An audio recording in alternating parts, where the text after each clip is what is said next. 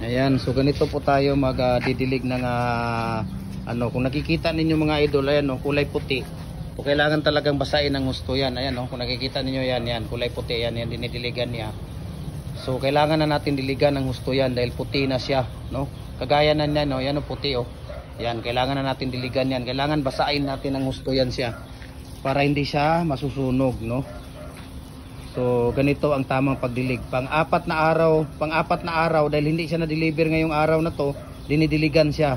Bukas i-deliver na naman natin to bukas, no? So ganito ang pagdidilig ng ating hollow block. Ayan kung makikita ninyo, ayan ganyan ang pagdidilig ng ating hollow block, no? Makikita niyo yan si Kuya. Ayan. So sino pang hindi nakapag-follow, no?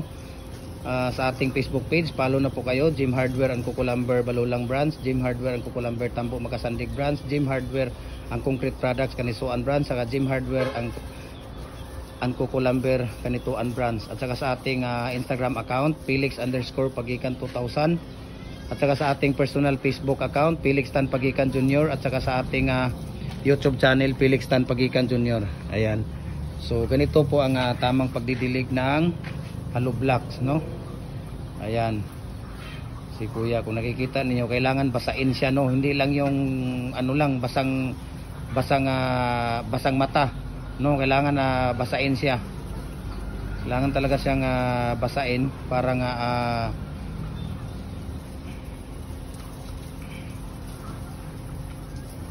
ayan. So kung nakikita niyo si Kuya, ayan po ang tamang pagdidilig, no? Kailangan na basang-basa siya. Ayan kung nakikita niyo si Kuya. Kailangan basang-basa po ang ating hollow blocks, no? Naigo sa tubig, hulog.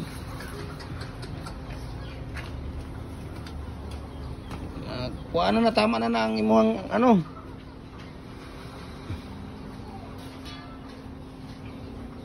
Ayan, natamaan ng tubig. Nahulog siya. Kasi kagagawa lang ito ngayon. So kailangan lagyan ng painsan.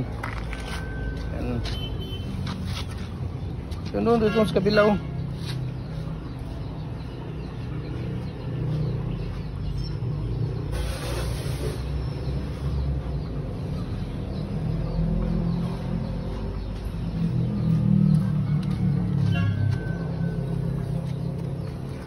Ayan, kailangan lagyan ng painsan siya.